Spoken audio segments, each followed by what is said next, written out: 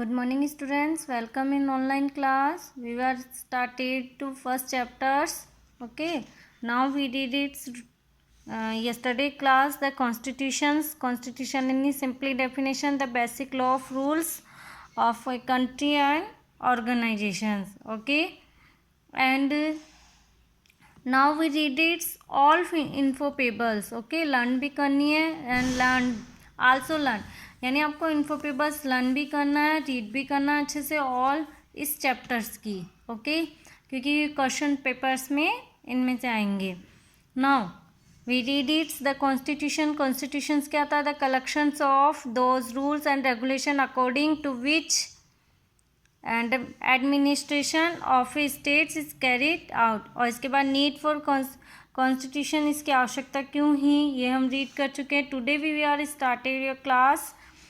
Role of the constitution in determine लिग्निटीज of the law, यानी संविधान का कानून की वैधता, लेगिमिटी means of the law means कानून की वैधता निर्धारित करने में संविधान का रोल, क्या रोल प्ले किया है, कैसे निर्धारित करी है वो. The constitution of a country lays the guidelines for framing the laws and also describe the limits of the government within which it exercises its power, privilege and authorities. Constitutions क्या करती है? किसी भी कंट्री यानी किसी भी देश का संविधान एक गाइडलाइन यानी निर्देश स्थापित करती है कानून के थ्रू, और इसी के अंदर गवर्नमेंट्स की क्या है, इसमें पावर, शक्ति, प्रिविलेज, उनके अधिकार वगैरह है ना, विशेष अधिकार सब कुछ निश्चित किए होते हैं, उनकी लिमिट होती है. The arbitrary and despotic action of the government are checked by the, और अगर सरकार निरंकुश व्यवहार करती है, अपनी मनमर्जी से कुछ करती है ना, कानून का रूल्स का विदाउट फॉलो करे तो कॉन्स्टिट्यूशंस के द्वारा उनको चेक किया जाता है और क्लियर किया जाता है उनके अधिकार वगैरह को, साथ ही अगर पनिशमेंट की होती तो वो भी दिया जाता है. It clearly explain the constitution determines the legitimacy of the, और कॉन्स्टिट्यूशन में ये बिल्कुल निष्पष्ट किया हुआ है किसके बारे में? द डिटरमाइंस, यानी कानून की वैधता को निर्धारित करने के लिए कॉन्स्टिट्यूशन संविधान में बिल्कुल स्पष्ट किया हुआ है क्लियरली. अब क्यों आवश्यकता है, क्या क्या चीज़ चाहिए, तो क्या करता है कॉन्स्टिट्यूशंस? तो it enlightenment of the peoples about the rights and duties and create environment of the प्रिपेरेंट. क्या दिखाया गया है इसमें? लोगों के राइट्स यानी कर्तव्य और अधिकार, राइट्स एंड ड्यूटीज, मूल अधिकार जो होता है फंडामेंटल राइट्स वगैरह, तो राइट्स, अधिकार एंड कर्तव्य को शो किया गया है, यानी बताया गया है, साथ ही उन्हें एक फ्रीडम, स्वतंत्रता का वातावरण दिया गया है. किसके थ्रू? कॉन्स्टिट्यूशंस में थ्रू.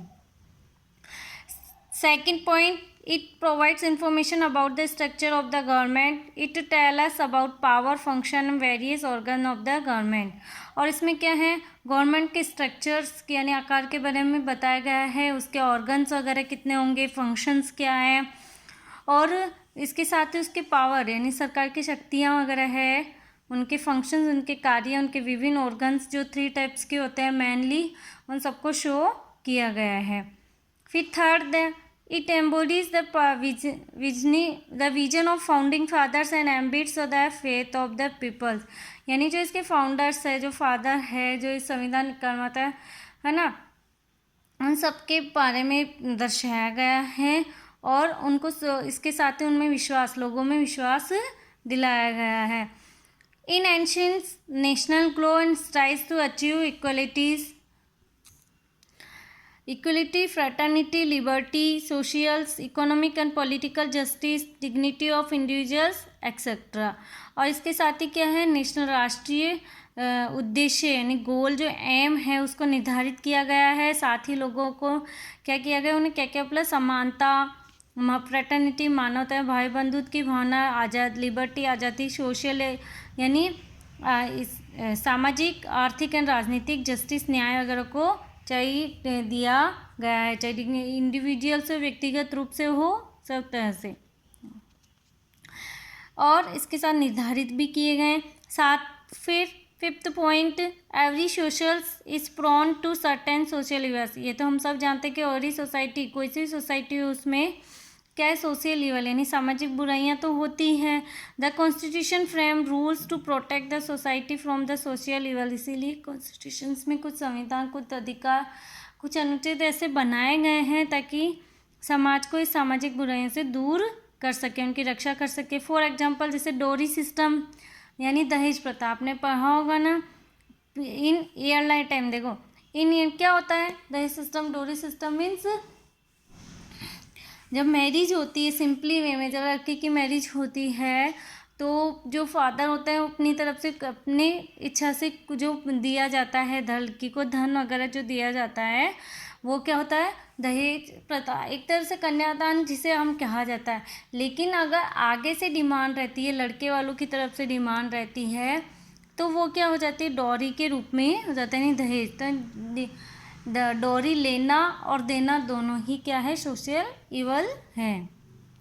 तो इसे कैसे किया, कॉन्स्टिट्यूशंस के द्वारा इसको क्या किया गया, एक अधिनियम यानी इस पर रोक लगा दी गई। कैसे, जैसे example dowry system in earlier time it was a gift और money given to a daughter by her parents at the time of her marriage. यानी डोरी सिस्टम क्या, जैसे प्राचीन समय जब प्राचीन समय पुराने समय से है कि गिफ्ट यानी या तो उपहार या मनी जो डॉटर को यानी उसके पेरेंट्स के थ्रू जो बेटी को दिया जाता था, कब, किस टाइम, मैरिज की टाइम।